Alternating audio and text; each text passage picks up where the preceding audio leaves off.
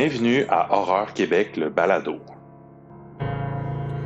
Bonjour et bienvenue à notre nouvel épisode de Horreur Québec, le balado. Aujourd'hui, c'est un épisode spécial Fantasia. Wouhou! Yeah! Euh, On sait que la programmation officielle est sortie, donc on va en discuter avec notre invité qui va nous en parler plus en détail. Mais pour le moment, on est avec Eric qui va nous donner les nouvelles et évidemment, bon, Raphaël qui est toujours avec moi. Ouais. Je t'oublie pas. C'est bon. J'ai presque eu peur de sombrer dans l'oubli, dans les oubliettes. On t'oubliera jamais. Et salut Eric. Comment tu vas? Hey, ça va bien, vous autres, mais plein de talent. Comment Ouais, ça va? super bien. Ça va super. Hey, je suis tellement content d'être avec vous, surtout que là, c'est un spécial Fantasia, donc je suis bien excité comme à chaque année. Je pense que ça risque d'être fort intéressant. J'ai bien hâte d'entendre votre entrevue. Oui. Ouais. Non, on décortique beaucoup de films, là, puis je pense que ça va donner le goût à plusieurs personnes de au moins se prendre la passe à 75$ là, pour les films en virtuel. Là. Oh, Qui est yeah. une aubaine, là. Moi, ça me coûte 120 vraiment. à chaque oui. année. Ben oui, c'est vraiment pas cher. Ça n'a pas de bon sens. Bref, mais là, je vais. Écoute, ça suffit, Fantasia, on vous en a parlé longuement tantôt. Je veux faire une première petite nouvelle pour ceux qui n'ont pas vu passer ça la semaine passée, je ne me trompe pas. C'est que American Horror Story est maintenant disponible sur iTunes. Et là, je dis American Horror Stories. Qui a commencé le 15 juillet, par contre, la semaine passée. Donc, je ne sais pas si vous étiez comme moi, désespéré de trouver une place pour l'écouter légalement, on s'entend? Oui, absolument. Il n'y avait aucune place. Et là, j'ai trouvé, vendredi, sur iTunes, que c'était maintenant disponible. J'ai écouté les deux premiers. Ça commence en force. J'ai bien aimé ça. J'ai hâte de voir le reste. Bref, je vais peut-être vous en parler plus tard quand la saison sera terminée. Mais bon, si ça vous intéresse, moi j'ai payé 20$ pour la saison au complet. OK. Sinon, c'est 3,49 si je ne me trompe pas par épisode. Donc, allez voir ça sur iTunes. Mettons qu'on achète le premier épisode, est-ce que la série, ils nous déduisent le 3,40 ou je crois que oui. Okay. Je ne suis pas certain à 100%, là, mais je crois que oui. Je crois qu'ils déduisent, ça va coûter moins cher. Mais tu sais, à 20$, moi, écoute, je pense qu'il y a, je ne sais pas combien d'épisodes, une dizaine d'épisodes, si c'est pas plus. Okay. Je pense que ça vaut la peine. Oui, absolument. C'est bon? Ouais. Donc, j'enchaîne avec une autre petite nouvelle, toute fraîche, qui est sortie aujourd'hui, le 22 juillet 2021. On dévoile l'affiche du nouveau film de Jordan Peele. Est-ce que vous êtes excités? Oui! Oui, vraiment. Oui. Parce que là, pour ceux qui ne le connaissent pas, c'est celui qui a réalisé Get Out et Us. Écoute, il y a très peu de détails. Là. On n'a même pas un synopsis là, de sortie pour l'instant, mais ce qu'on sait, c'est que le troisième titre de Peele va mettre en vedette Daniel Kaluuya, qui a joué dans Get Out. Stephen Young, je ne vais pas le même prononcer, qui jouait dans Walking Dead et dans Mayhem. Et Kiki Palmer, qui jouait dans Scream, qui vont être de la distribution. Donc, mais le film va sortir, il ne faut pas être pressé. Là. Le film va sortir la même date, le 22 juillet 2022. Ah, bon, dans un an. Dans un an. Mais je ne sais pas si vous irez voir sur Horreur Québec l'affiche. Elle est très belle, très mystérieuse. J'ai bien hâte de voir de quoi il s'agit. Ouais, je suis en train de la regarder. C'est vrai que c'est intriguant. Oui, ça dit pas trop. Écoute, on voit un nuage avec un espèce de bout de cerf-volant. Ouais. On a très hâte de voir ça, le nouveau film de Jordan Peele. Est-ce que vous aviez aimé, vous, Get Out? Moi, j'avais beaucoup aimé Get Out. J'avais moins aimé Us. Ouais. Même chose. Je pense que c'est un peu le consensus. Le Us, il a perdu beaucoup de monde avec la fin, je pense. Là. Ouais. L'espèce d'explication qui était un petit peu... qui a laissé plusieurs personnes sur leur fin, je pense. Là. Ouais. Mais Get Out, j'avais vraiment aimé ça. Parce que j'ai moins eu le même effet que Us. J'ai pas détesté non plus, mais c'était moins coup de poing que que Get Out. En Oui, tout cas, je suis d'accord. à mon humble avis. Je suis 100% d'accord. Ça se tiendra pas là-dessus. Non, ben, tu sais, non, mais je pense qu'on s'entend qu'il a fait 2 bons films quand même. Ouais. Oui, absolument. On ne chicanera pas là-dessus. Non.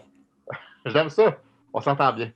Okay. J'enchaîne avec une nouvelle québécoise, amateur de jeux d'évasion et expérience en réalité alternée ou ARG, que c'est la première fois que je vois ça.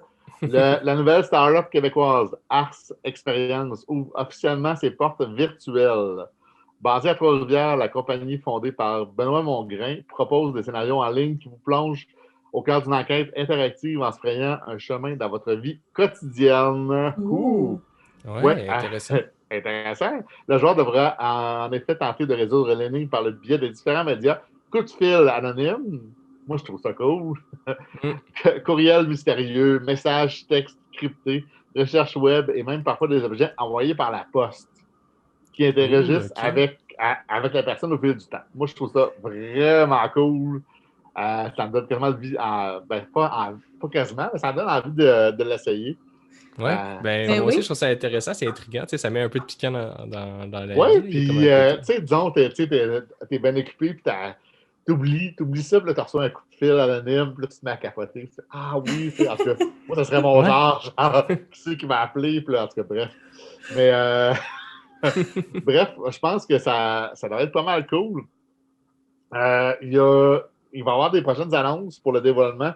C'est Les secrets de la sorcière qui est présentement en développement, qui promet une enquête en lien avec Marie-Joseph Corriveau, bien connue. La Corriveau. Oui. La Corriveau, dans le fond, bien connue du folklore québécois. Il y a un premier scénario, par exemple, qui sort, c'est Mystère à l'Observatoire. C'est plus à saveur science-fiction. Où le professeur Nicolas Astor, directeur de l'Observatoire des 88 constellations, est mystérieusement décédé. Dans ces derniers jours, l'homme semble particulièrement absorbé parce qu'il a observé dans le ciel. A-t-il découvert quelque chose de sinistre avant de mourir? Bref, si vous voulez avoir plus de détails, moi, je trouve ça promet, je trouve ça vraiment chouette. Vous pouvez aller sur le site d'Ars Experience pour tous les détails. Sinon, allez sur horreur.québec. Il y a le lien qui est déjà là. Ceux qui l'écoutent sur YouTube, je vais le mettre en description aussi. Super. Moi, écoute, c'est pas le genre d'affaires que je fais nécessairement d'habitude, mais celui-là m'intéresse grandement. Il faut que je fasse attention. Je m'étais inscrite à un truc qui s'appelle Empty Faces, puis il t'envoie des paquets à tous les mois. Puis après 2 mois, je m'étais désintéressée, fait que j'ai continué à recevoir ces paquets-là. Puis là, ils traînent tous dans ma bibliothèque depuis 2 ans et demi. Là, c'est cool. Là, tu vas pouvoir recevoir des coups de fil anonymes, des textos cryptés. Je trouve ça vraiment chouette. Et je pense que le fait que ça soit absolument. fait au Québec aussi, ça va être plus intriguant pour nous, ça peut être plus nous parler, justement. Oui, c'est ça. Tu n'as pas à ouvrir la boîte, c'est quelqu'un qui vient dans ton... non, c'est intéressant. Puis on n'arrête pas de nous dire d'encourager local. Absolument. C'est québécois. C'est une excellente raison de le faire. Ben, si on le fait, on s'en reparlera. Oui. Écoute, on vous tient au courant. Tout à fait. Promis. Et j'enchaîne avec une petite dernière nouvelle. Zack Snyder développe une suite à Army of the Dead pour Netflix. Et là, moi, je vous le dis tout de suite, je sais qu'il y a beaucoup de gens qui ont adoré ça. Moi, j'ai détesté ça pour mourir. On a un running gag dans mon couple. Quand on écoute un film et on n'a pas aimé ça, on se pose la question, est-ce que c'était pire que Army of the Dead? C'est notre nouveau barème. C'est votre nouveau barème. Ouais. Et pourtant, moi, je suis un amateur de Zack Snyder. J'aime bien ses films habituellement, mais là, j'avoue qu'il m'a perdu. Je sais pas pour vous. Ouais, ben, je viens juste de l'écouter, ça fait comme 2 jours, là, puis je voulais en parler parce que la personne avec qui j'écoute le plus de films d'horreur, c'est mon meilleur ami, puis lui, il avait vraiment haï ça, puis je pense que je vais le rejoindre là-dessus. D'habitude, on a souvent des opinions différentes, mais là-dessus, je pense que je vais le rejoindre, j'ai pas aimé ça non plus, j'ai trouvé ça vraiment à côté, je pense que c'est un ratage, là. Ben, visuellement, Même visuellement, les espèces de jeux avec les flous, souvent, j'étais comme genre, à un moment donné, fais ton point, là. En tout cas. Ouais. Écoute, ça dure 2 ans et demi, hein? Je veux dire, Ouais. c'est long. Il y a Chloé, des bons toi, côtés. Tu sais, j'ai pas trouvé ça absolument horrible, mais clairement, je le réécouterai jamais, là. Ouais, moi non plus. Puis la Chloé? suite m'attire pas particulièrement. Ben moi, en général, je me pitche pas sur les trucs de zombies. Fait que là, je vais. Selon ce que vous dites, je l'écouterai pas. Ben, écoute, non, mais dans le fond, si tu veux faire ta propre opinion, tu as le droit, puis c'est bien correct. Il y a plein de gens qui ont aimé ça. Donc, tu sais, moi et Raphaël, on n'a pas la science infuse non plus.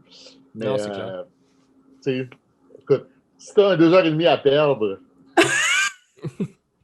why not? Ben oui, pourquoi pas. Puis Parfait. après ça, on pourra s'en parler après. Si t'es trop de bonne humeur une journée et t'as le goût de pogner un down, Effectivement. Mais là, tu sais, en tout cas, je vais quand même vous donner quelques détails de cette nouvelle-là. Dans le fond, c'est il va y avoir Army of the Thieves. Le voleur, j'ai la misère à le dire en Ok, ouais, un anglais. Thieves, ouais. Thieves. Oui, Army of the Thieves. Ça va être un antépisode basé sur le personnage de Dieter, qui moi, était mon préféré, là, celui qui a débarré le coffre-fort, si je peux dire. Ouais. Le russe, si je ne me trompe pas. Mm. Ouais, moi, je l'aimais bien, celle-là. C'était bien une des seules choses que j'ai aimées dans le film. Ça, c'est prévu pour l'automne 2021.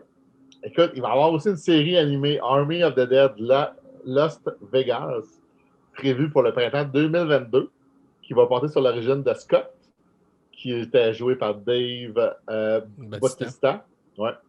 Et qui va mettre en lumière les efforts de son équipe de sauvetage pour protéger tout ce qu'il aime pendant la première phase de la mystérieuse épidémie de zombies à Vegas.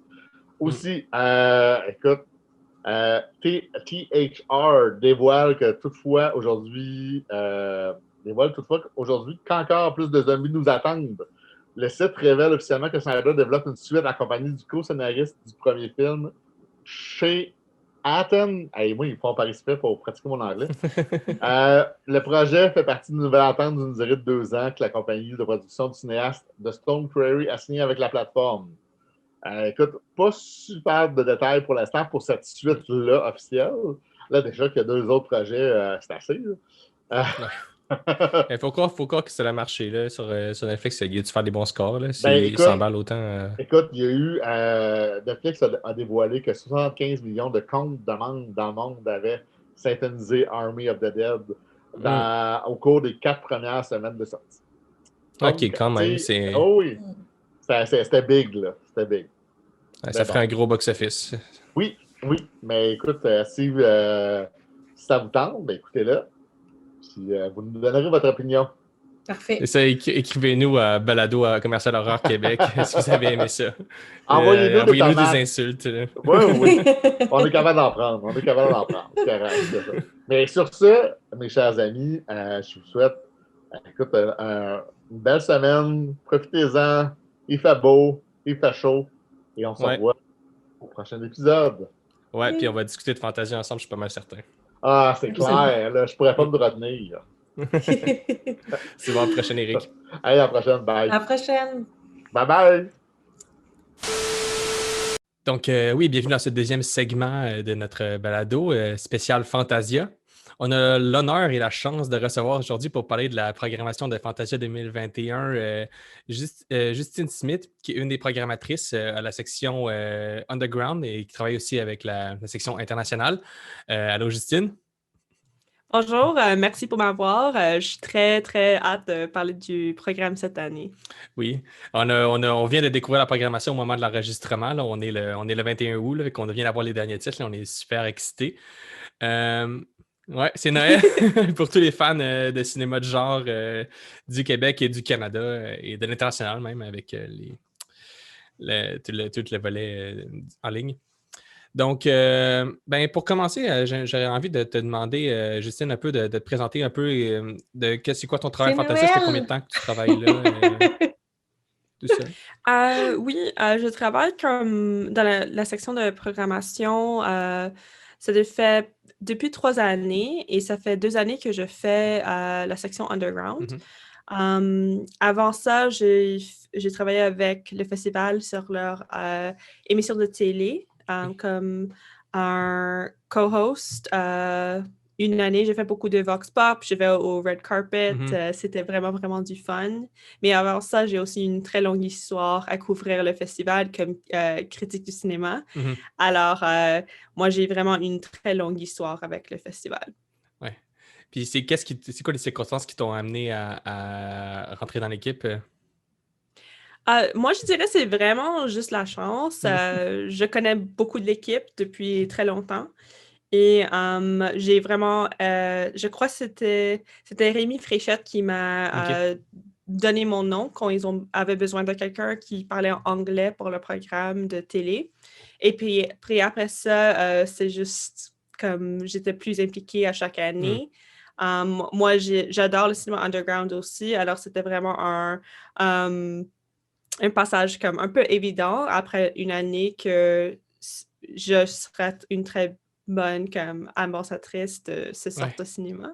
Alors, voilà. Super. Puis, tu dis ça fait 3 ans, ça veut dire que tu as juste vécu une édition normale de Fantasia avant de tomber dans les éditions pandémiques.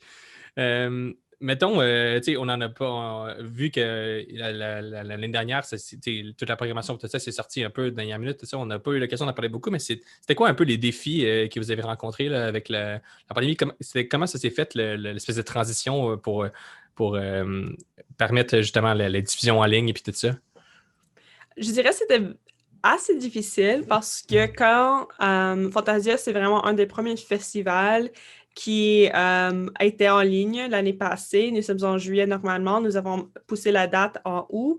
Mais comme même les grands festivals comme Cannes, ils ont été annulés plus ou moins.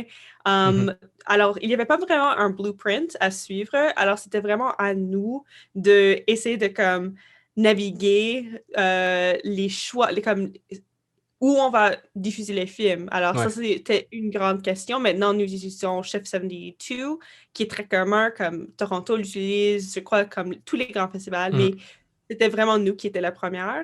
Et alors, il y a beaucoup de défis comme des petites questions. Comment est-ce que tu vraiment comme trouves le public encore? C'est aussi une question. Beaucoup de gens ne veulent pas regarder des films en ligne.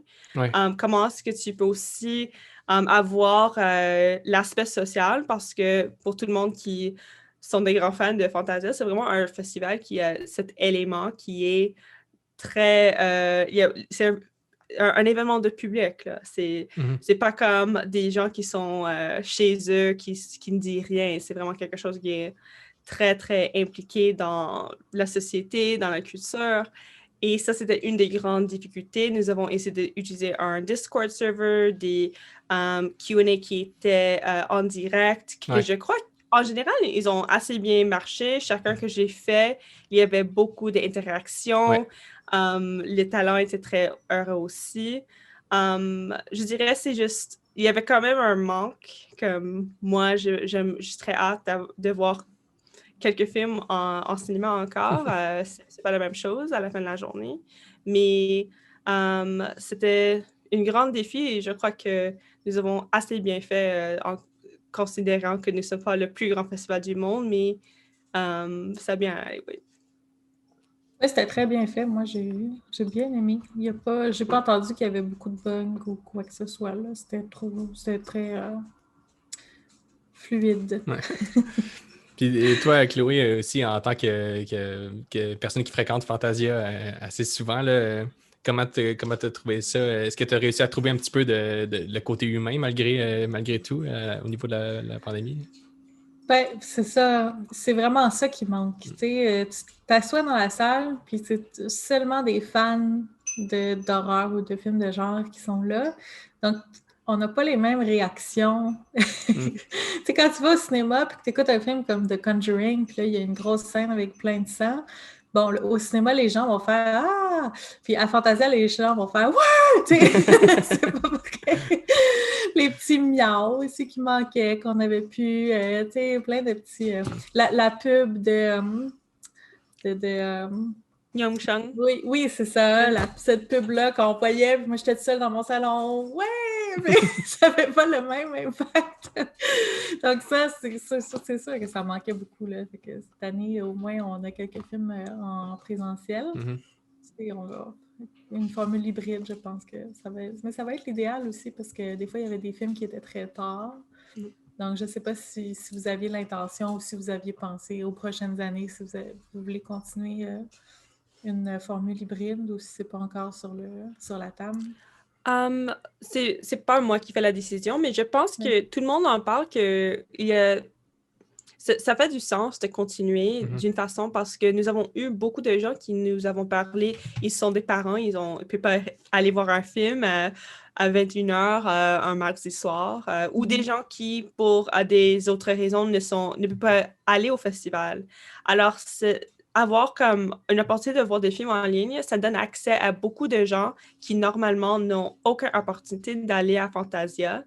Et pour moi, je crois que c'est vraiment une belle opportunité de leur continuer à donner des opportunités de voir ces films, même si c'est pas le plus grand, comme tu peux pas voir comme Suicide Squad, tu peux quand même découvrir des petits films qui peut-être vont jamais jouer, vont jamais aller être en ligne et avoir cet aspect de cette expérience de festival quand même.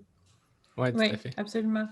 Puis c'est ça, l'expérience de festival pour moi, c'est découvrir des films des réalisateurs dont j'ai jamais entendu parler ou des films étranges qui sortent de ce qu'on est habitué de voir. Ben, je pense que ce que tu dis, en fait, c'est le cas de plusieurs de nos auditrices et nos auditeurs.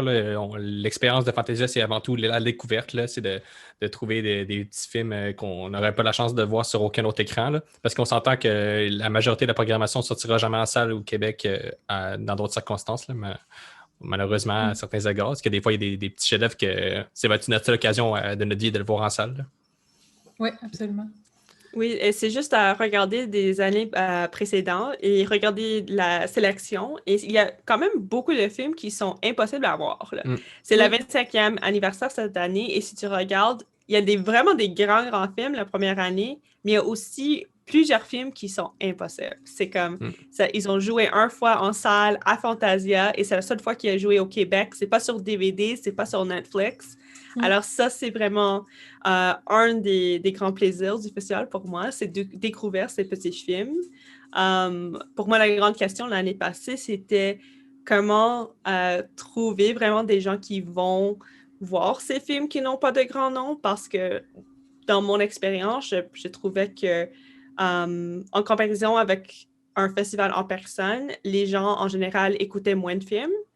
Et c'est pas la même chose quand tu vas à Concordia et tu vas à Jay de Sèvres ou quoi.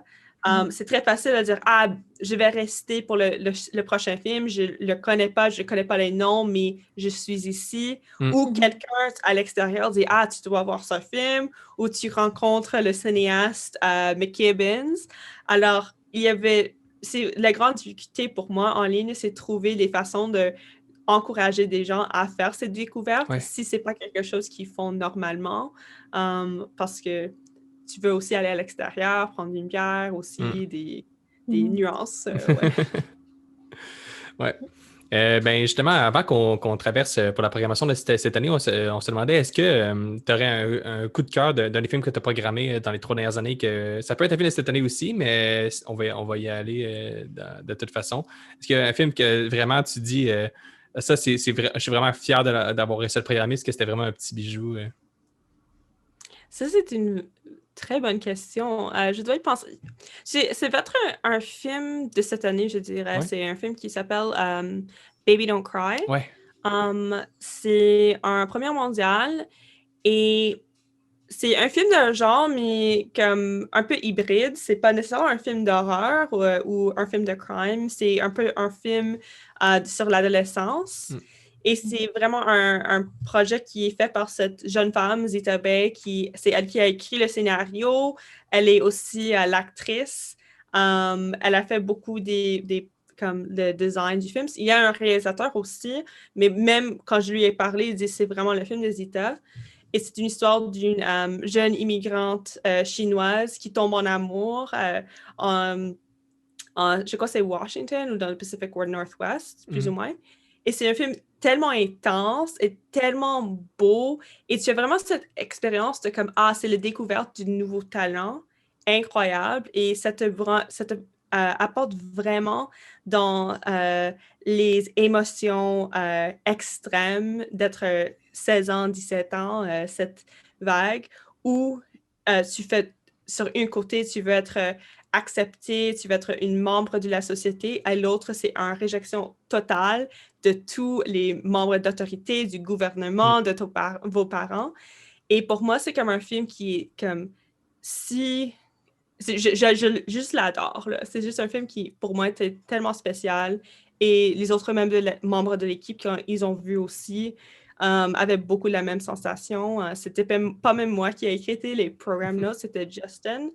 Juste parce que son réaction aussi dans nos emails était tellement intense que j'ai dit, vous avez déjà écrit comme un texte et j'aimerais comme si peu comme continuer. Et lui, il travaille aussi dans une école secondaire. Alors, pour lui, non, c'est un film qui est vraiment, ça capture cette période comme parfaitement. Ouais, il faisait partie de ma liste. Là, le synopsis sur le site de Fantasia était incroyable, puis ça m'avait tout de suite frappé. Là. Ouais. Mais c'est vraiment, pour moi, c'est comme ça va être un classique dans 5 à 10 années, comme de film de ce genre. C'est un film d'amour, mais c'est un film aussi d'obsession, d'immigration. C'est tout qui est incompassé. C'est vraiment, c'est quelque chose de vraiment, vraiment spécial pour moi. Wow. Ben, c'est déjà, on encourage déjà les gens à mettre sur leur liste Baby Don't Cry. Oui, moi, je viens de l'ajouter là, pendant que tu parlais, j'ai mis ce nom. On peut peut-être commencer par parler un peu de la programmation underground, parce que moi, je veux absolument, dans cette balado-là, qu'on parle de Frank and Z. Oui. C'est clairement le genre de truc qui m'allume au plus haut point. Là. Aussitôt que j'ai vu les premières images, j'ai fait genre « Oh mon Dieu, ça, c'est absolu qu'il faut absolument que je le voie. » est-ce que tu peux nous en parler un peu, Justine? Oui, alors Frank and Z, c'est un film qui a déjà joué sur des autres festivals et pour moi, c'est comme un film qui, si ça aurait eu l'opportunité d'être sur le grand écran, serait comme un des plus grands films du Fantasia de cette année. C'est un film de, comment tu dis, puppets? Marionnettes? Ouais. Des marionnettes avec beaucoup de sang, comme un extrême, beaucoup de sang. C'est un film do-it-yourself. Le réalisateur a travaillé 6 années à le faire. Et moi, j'ai déjà eu l'opportunité d'en discuter avec lui. Et pour lui, c'était comme, comment est-ce qu'on peut faire que chaque moment et chaque image du film est le plus extrême possible? Alors, ils ont essayé de faire comme, si c'est un cœur qui bat comme en close-up, ça va être un cœur qui bat, la caméra qui bouge, du sang qui sort, de liquide ici. Et c'est toujours comme un challenge un peu pour lui, que c'est quelque chose qui est tellement dynamique que tu peux pas comme ressentir. Je dirais aussi, c'est un film qui est comme un très, c'est très sincère et c'est histoire d'amitié entre deux monstres. Et c'est juste un film qui est vraiment bizarre, mais tellement aimable. C'est comme, tu peux pas... C'est un film qui te frappe le cœur, mais aussi c'est comme dégoûtant. C'est comme... Pour moi, c'est les deux choses que je cherche d'un film d'horreur. C'est comme, ça me fait comme, c'est très cute, mais l'autre fois, je ne veux presque pas regarder parce que c'est vraiment dégueulasse. Ouais, c'est ça. Moi, si j'avais à comme choisir un film dans toute la programmation de Fantasia que je voulais absolument pas rater, je pense que ça aurait été ça. J'ai vu les premières images puis ça m'a fait capoter. C'est exactement. Je pense que je suis le public cible le plus. C'est vraiment mon target. Et pour rester dans la programmation underground pour le moment, dans le fond, il y aurait aussi le film Giving Birth to a Butterfly que j'avais trouvé bien intriguant. C'est peut-être un peu moins horreur, je sais pas, tu me contrediras pas. Oui, c'est pas un film d'horreur. Je vais dire comme c'est vraiment un film surréel, mais pas nécessairement horreur. Ça, je trouvais que c'était quand même intéressant, fait que j'ai envie qu'on en parle quand même un petit peu. Est-ce que tu peux nous dire 2 mots un peu sur Giving Birth to a Butterfly? Oui, c'est un des films que le fait que c'est pas évidemment un film d'un genre nécessairement que j'ai mis, je l'ai écouté, j'ai aimé tellement, mais j'ai dit, ben, je vais attendre un peu, juste parce que moi, je suis pas certaine s'il va trouver un public à Fantasia. Mhm. Mais c'est dans ces situations, parfois, dans 2 semaines, tu oublies le film au complet. Alors, ça te donne votre réponse. Mais dans ce cas, c'est un film que je me sentais que je pensais presque à chaque jour, là. Mm. Et je l'ai fait écouter des autres membres du programme et eux aussi disaient « Ah, c'est intéressant », mais 3 ou 4 jours plus tard, ils disaient c'était un peu plus qu'intéressant. Ouais. C'est un film que surtout les premières 15 minutes, tu as vraiment une sensation que tu ne sais pas c'est quoi exactement leur ton. Et c'est un peu, c'est pas que c'est épeurant, mais c'est comme tu as cette malaise qui est très extrême. Et je dirais que c'est comme un peu, tout le monde disait c'est comme un peu Twin Peaks, mais c'est quand même un peu Twin Peaks, Ouais. le fait que c'est très Americana, c'est un road trip, c'est très kitsch. Mais à l'autre côté, c'est aussi très sincère. C'est une histoire, c'est un road trip entre une mère et sa belle-fille qui est très... c'est quelque chose qui est très inconfortable, je dirais. C'est juste parce que c'est des Américains qui ont des difficultés de parler de leurs émotions. Et il y a des éléments qui sont très, très bizarres qui arrivent. Tu sais vraiment pas où la ligne entre la réalité, la rêve. Est-ce que c'est quelque chose qui est dans notre monde ou non. Et c'est tout le film, c'est dans cet univers très intéressant et bizarre, mais sans être, pour moi, c'est quelque chose qui est quand même très ancré par des personnages très intéressants et aussi une histoire qui me frappe personnellement. Ouais, c'est ça. Puis c'est tourné en 16 mm avec les. Oui, je sais c'est très beau. On a beaucoup de cinéphiles qui trippent sur l'image là, dans les gens qui nous écoutent. Et que je pense que ça va attirer l'attention, ça aussi. Là.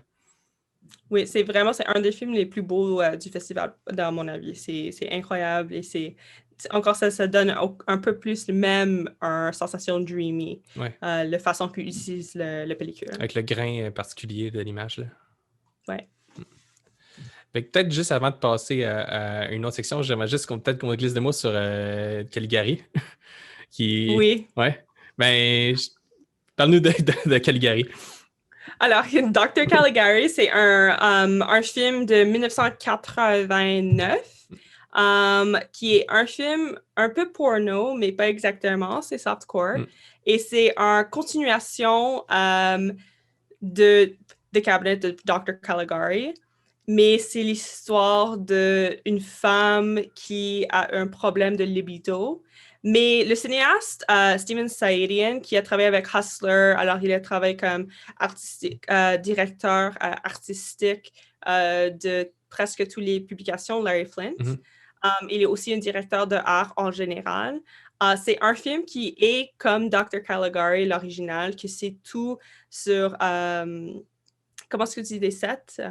Les décors. C'est tout des décors, c'est tout dans le studio et c'est comme un fever dream, comme je ne peux pas le décrire d'une autre façon. C'est extrêmement drôle, extrêmement bizarre. C'est un contraste qui n'est jamais plate non plus. Il y a une histoire, il y a des personnages. C'est quelque chose d'extrêmement visuel et la musique, c'est incroyable aussi. Pour moi, c'est comme...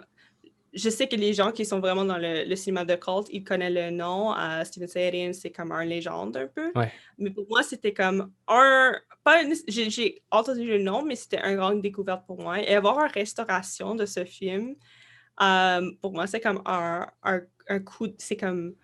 C'est comment c'est? C'est like a gift. C'est un gift pour un cadeau moi, du ciel, comme un peu. Un cadeau du ciel, exactement ça. Et je pense que les gens qui ne connaissent pas son travail vont être vraiment bouleversés. C'est quelque chose de tellement unique. C'est tout comme un pop art nightmare de comme les années 80. C'est extrêmement intelligent, mais extrêmement drôle et bizarre. Ouais, je l'adore. J'adore ce film. Nous faisons un masterclass avec Steven Saïdian aussi. Et juste après lui parler cette fin de semaine, il a des histoires comme incroyables et aussi très généreux. Il travaille encore dans le milieu. veut faire des autres films. Il y a une histoire comme très intéressante, très incroyable, et dans le sens incroyable, comme tu peux presque pas le croire, mais tellement sincère et tellement charismatique que tu n'as pas aucun choix de lui croire aussi. Alors, c'est un de ces personnages. C'est comme un géant pour moi de le cinéma culte. Ouais, c'est vraiment un personnage vraiment intéressant puis drôle. Puis c'est ça, puis il y a de l'audace aussi de s'attaquer à Dr. Caligari, qui est souvent cité comme le premier film d'horreur de l'histoire, là, le premier, là, le film allemand, là, l'expressionnisme allemand. Et que c'est ça, puis c'est sûr que ça va être une expérience de fou de voir cette restauration-là. Oui, c'est un film. Les couleurs, c'est un film de noir, de rouge, de jaune, les costumes. C'est comme c'est comme dans une version alternative de l'histoire du cinéma. C'est comme un Rocky Horror, mais 15 ans plus tard, un peu. Très cool. Fait que, Chloé, j'aurais envie de te demander, toi, est-ce qu'il y a des films dans la programmation de Fantasia que tu as envie de jaser depuis tantôt? C'est moi qui parle de mes... Oui, il y en a plein. Mais je vais essayer de me limiter. Donc, il y en a un qui m'intrigue. C'est un des premiers que j'ai vu ce matin quand j'ai fait la liste. C'est The Beta Test. C'est un gars qui vit une aventure avec une inconnue. J'ai trouvé que le synopsis était intriguant. Est-ce que tu peux nous en dire plus? Ouais. Moi, je n'ai pas vu le Beta Test. Ah non! OK, ben, mais c'est quoi? Je le cherche. Oui, où est-ce que je l'ai vu? Non, j'ai pas eu la chance de le voir parce que c'est un des plus grands films comme du festival. Alors, malheureusement, mais moi, j'adore Jim Cummings aussi. Alors, comme, je suis totalement sur votre côté. Moi, j'ai très hâte de le voir parce que, comme, Thunder Road était incroyable. Alors, oui, c'est une des grandes sélections du festival, mais malheureusement, c'était comme... Si quelqu'un l'a vu à un festival, j'imagine, et ils ont programmé, et moi, j'ai pas eu la chance de le voir. Mais moi, je pense que c'est un très bon choix. OK. Sinon, est-ce que tu as vu... Ah oui, il y en a un autre qui m'intéresse vraiment beaucoup, c'est... il est très long. Attention, je vais prendre un. Woodlands, Dark and Days Bewitched, The History of Folk Horror. C'est 3 heures. Mais pour moi, ça me donne plus la sensation que je veux le voir comme je veux le voir encore plus. Je crois que Célia qui a écrit le note de programme a dit si tu écoutes comme 12 heures sur un documentaire Netflix, comme 3 heures, c'est vraiment rien. C'est clair. Moi, j'adore Kayla Janice. Je trouve comme House of Psychotic Woman qu'elle a écrit. C'est un chef-d'œuvre. C'est un des meilleurs livres sur le cinéma en général pour moi. Et aussi, j'adore le folk horror. Et comme les talents qu'elle a dans ce documentaire sur le folk horror, c'est comme des grands... J'ai utilisé déjà l'expression des géants, mais c'est vraiment des géants du cinéma de genre, contemporain, mais aussi d'histoire. Et le fait que Kayla Janice, elle travaille tellement longtemps dans le milieu, j'imagine que les entrevues et les histoires qu'elle va recevoir, c'est sur un next level. C'est pas quelqu'un qui fait... C'est pas comme quelqu'un qui décide de faire un documentaire sans y penser. C'est quelqu'un elle a travaillé dans cette... Elle a écrit sur ce cinéma depuis des comme 20 années, 30 années. Ça doit être... Moi, et tous les critiques sont tellement bons au cinéma. J'ai tellement hâte de le voir. Je peux pas comme... Je pense que c'est un très bon choix. Oui, moi, ils ont nommé dans le synopsis Ari Aster, puis... Robert Eggers? Non, le film, là, qui a été repris, puis dans le... le Wicker Man? Oui, Wicker Man, mais l'original là, des années 70. Quand j'ai vu tes mains autour de ta tête, j'ai pensé à Nicolas Cage tout de suite. Oui, c'est ça, exactement.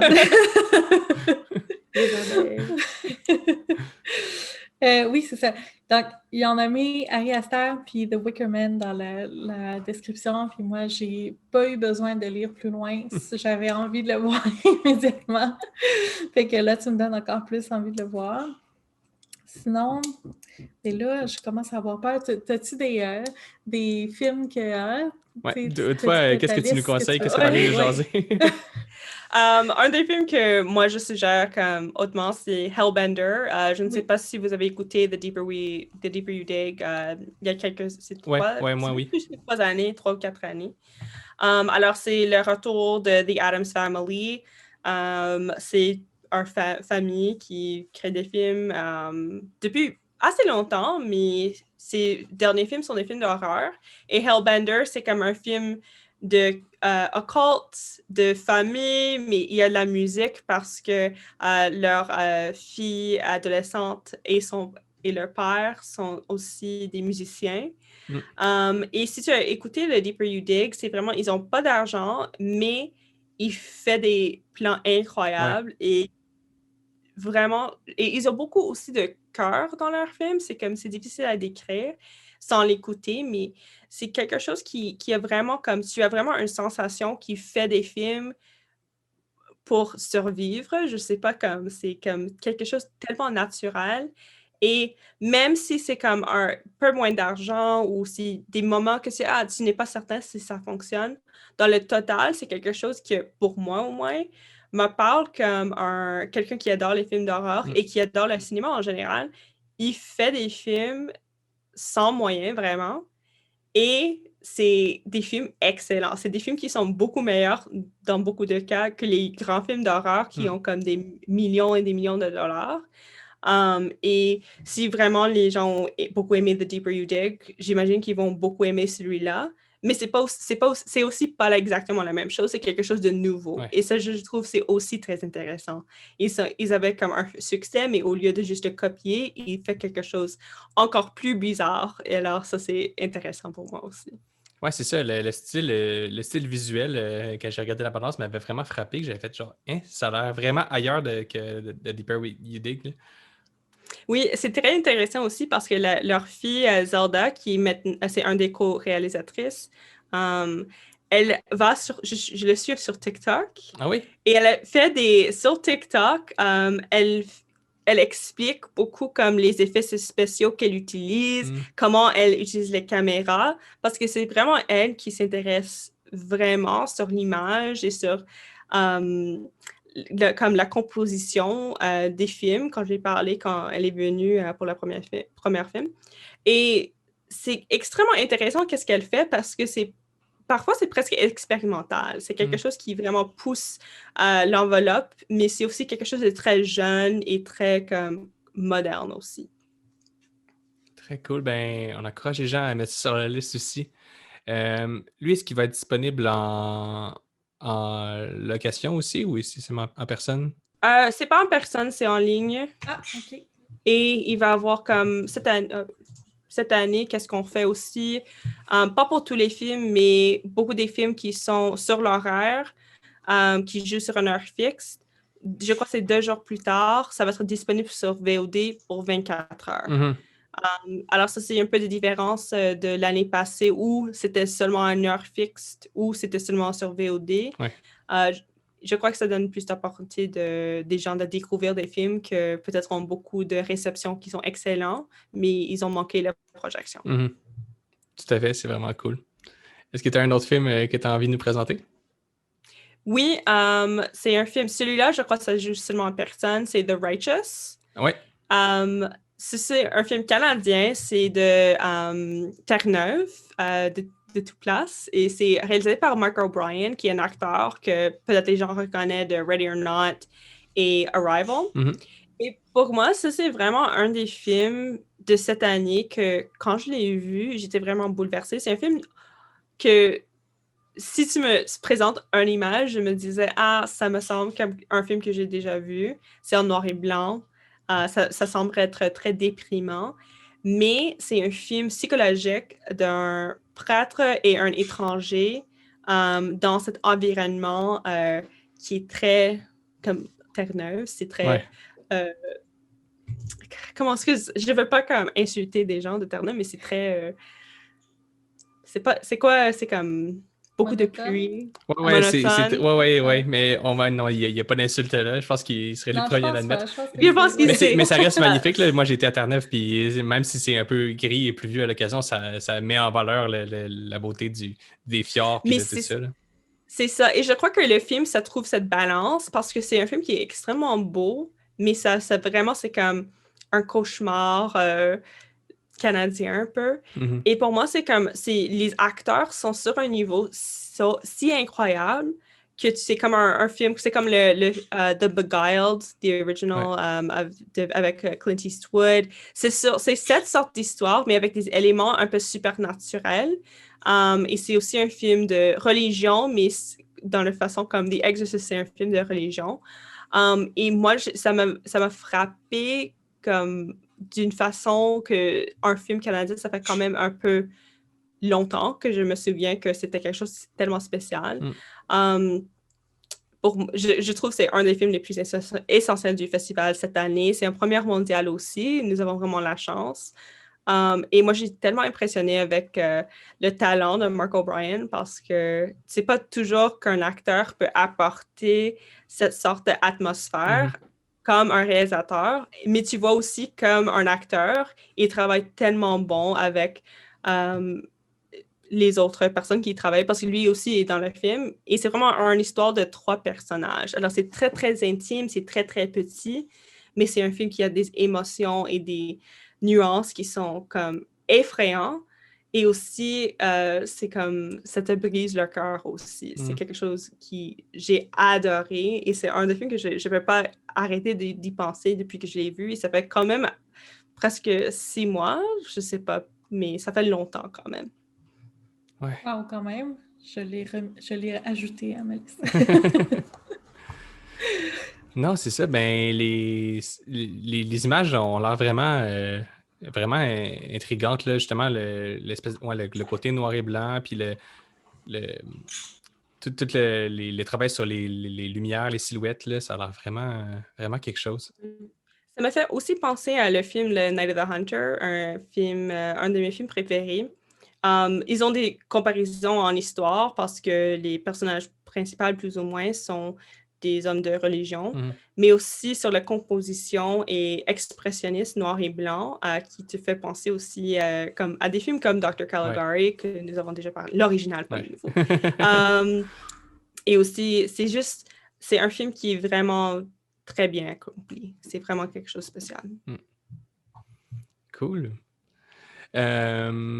Peut-être dans la section internationale, est-ce que tu as des choses que tu aimerais nous présenter, des films que tu as programmés, que tu dis, ça c'est, j'ai envie d'en parler? Je dois regarder. Un des films que je me souviens plus si c'était dans l'international ou dans Camera Lucida, mais King Car, c'est un film de Brésil. C'est comme un peu Christine, si tu le connais. Oui. C'est un killer car movie. Un classique de genre, je trouve. Et tous les gens qui aiment des films plus récents du Brésil, comme Bacurau, Friendly Beast, c'est un film de ce genre, un peu, il y a des éléments politiques, c'est extrêmement drôle, extrêmement gory, il y a beaucoup de sang aussi. C'est un film qui, pour moi, c'est la version brésilienne de Crash, un peu. Alors, c'est un peu sexy aussi. Ouais, j'ai beaucoup aimé ce film-là, mais encore, je me souviens plus si c'était Camera Lucida ou international, mais c'est un film international. Ouais, ça compte. Ouais. Puis, vas-y, Chloé, excuse. Est-ce que tu as vu The Sadness, le film de Taïwan? Non, les films asiatiques en général, c'est une autre section. Et c'est très rare que je les écoute. C'est parce qu'ils ont des autres programmateurs. Mais honnêtement, comme la section asiatique en général, c'est toujours incroyable. Ouais, Fantasia, c'est probablement le festival au Canada où c'est que la portion de films asiatiques, c'est la plus incroyable. C'est vraiment un aspect du festival notable et remarquable. Oui, et c'est juste à regarder les projections en persan. La plupart sont des films asiatiques et j'imagine qu'ils vont toutes... c'est comme sold out. C'est juste... Tu peux comme faire une garantie que les films vont être... c'est pas excellent, comme exceptionnellement du fun. Et The Sadness, pour moi, c'est un des films que j'aimerais voir beaucoup, surtout en salle. Je trouve que ça va me réénergiser. Ouais. Oui. Ça me fait, je pense que comme toutes les images, c'est comme Fantasia du passé pour moi. Et ça me manque tellement. Et je pense que The Sadness, c'est un des films que moi j'ai aussi très hâte de voir. Ouais, ben on parlera pas beaucoup de la programmation des films québécois dans cet épisode-là, parce qu'on va avoir un épisode qui va être un peu plus centré autour de ça pour le prochain épisode. Sinon, toi, est-ce qu'il y a des films dans les sélections de films québécois qui t'intéressent particulièrement, que tu as comme envie de voir? Brain Freeze. Je Ouais. sais, c'est comme c'est un cliché, mais honnêtement, ça me tente beaucoup. J'aime pas toujours les films d'horreur qui sont comme un peu plus comme high budget, highbrow, mais avoir des films québécois qui sont des films d'un genre, qui ont des grands noms et qui sont comme un film assez grand pour ouvrir le festival, pour moi, m'excite. C'est quelque chose que j'espère qu'il y a eu un grand succès pour que le cinéma québécois continue à avoir beaucoup de films d'horreur, parce que je trouve qu'il y a beaucoup de gens ici qui ont la capacité de créer des films d'horreur excellents, et c'est juste que Sodec, peut-être, c'est quelques années en retard, je dirais, avec le public sur ce niveau. Alors pour moi, oui, Brain Freeze, c'est probablement le plus grand film de la section que j'aimerais voir. Mais c'est ça, on se rend compte qu'il y a un public aussi pour ça. Là. Le succès de Fantasia depuis 25 ans, hein, ça le démontre. Là, puis le monde se déplace là, quand il y a du cinéma de genre québécois. Brain Freeze, on va pas entrer dans la tête parce qu'on va recevoir Julien Knafo pour en parler bientôt. Mais... Ouais, mais c'est ça, c'est vraiment cool que pour le 25e Fantasia, on ait un film québécois en ouverture, un film d'autant plus intéressant parce que justement, comme tu dis, il y a des gros noms rattachés à ça. On pense à Roy Dupuis, on pense à c'est emballant, là, on a tous très hâte de voir ça. Oui, et j'aimerais aussi dire que je suis très excitée à voir aussi Yes Sir Madame, surtout si je peux voir sur grand écran, parce que je ne l'ai jamais vu, et c'est quand même un grand classique du cinéma québécois, et j'adore Robert Morin, alors ça c'est aussi un des grands films. Je trouve cette année, il y a vraiment des rétrospectives très intéressantes, et ça c'est peut-être un des plus intéressants pour moi au moins. Très cool. Fait que, peut-être, je pense qu'on peut tranquillement aller vers la conclusion. Ça fait environ 45 minutes. Mettons ton dernier coup de cœur. On va y aller comme ça. Alors, mon dernier coup de cœur, c'est un film de Cabrel Lucida. Alors, c'est pas même moi qui l'ai programmé, mais c'est Agnes. C'est le nouveau film de Mickey Reese. L'année passée, nous avons présenté Climate of the Hunter. Et si tu as écouté ce film ou ces autres films, il est vraiment un cinéaste qui est très intéressant, très bizarre. Et Agnes, c'est un film de non-exploitation. Alors, c'est l'année un peu de ce genre avec Benedetta. Et je crois qu'il y a un autre même. Alors, c'est un film un peu d'une couvent et religieuse et des prêtres qui viennent pour voir si il y a, comment tu dis, comme une possession, une histoire de possession. Mais c'est aussi un film que, comme au point de moitié, ça change complètement. Et c'est juste comme des images tellement bizarres. Si tu as vu Climate of the Hunter, il y a toujours des plans avec beaucoup de nourriture qui sont comme très 1970. Et il continue avec ce film-là. Et en général, c'est juste un film que c'est difficile à catégoriser. Et ça m'intéresse beaucoup. Et je trouve que les images, c'est encore un film qui est très, très beau et très, très bien. Les acteurs sont incroyables, mais c'est incroyable d'une façon que c'est aussi très exagéré, très excessif. Alors, c'est pas réaliste, c'est très artificiel, c'est comme le théâtre, mais sur un niveau comme hyperspeed. Et surtout, l'actrice qui joue la sœur Agnes est incroyable. Je crois que son nom, c'est comme Hayley McFarland. Et surtout avec une année avec Benedetta, c'est aussi le 50e anniversaire de The Devil. C'est une grande année pour les religieuses. Alors, pour moi, c'est un des essentiels du festival. Ouais, non, c'est ça. Ça avait l'air bien intéressant. Je l'avais vu aussi dans ma présélection. Là. Ça a l'air vraiment intéressant. Puis en plus, on a l'air de vraiment suivre le point de vue du personnage là, de Agnès. Puis justement, c'est tous les films aussi qui ont des questionnements de la foi et tout ça, c'est tout le temps une chose qui me parle puis que j'embarque beaucoup. Là. Mais The Righteous, c'est aussi comme ça, Ouais, c'est ça. exactement. C'est vraiment un film sur cette question, exact. Super. Fait que, ben, ça nous donne vraiment déjà plein d'idées pour à mettre à notre programmation de Fantasia, là. On a dû nommer une bonne quinzaine. Fait que vous avez pas de raison de pas vous mettre des films à l'horaire dans le prochain mois. Justine, merci beaucoup de ta présence au podcast. C'était vraiment intéressant. C'était super cool de t'entendre nous parler des films. Tu nous as vraiment bien communiqué ta passion. Merci pour m'avoir. C'était vraiment beaucoup de fun en discuter et ça me donne vraiment grand envie pour le festival aussi. Ouais. Fait qu'on va peut-être se croiser à Fantasia, qui sait. On espère. Oui. Fait que merci à tous.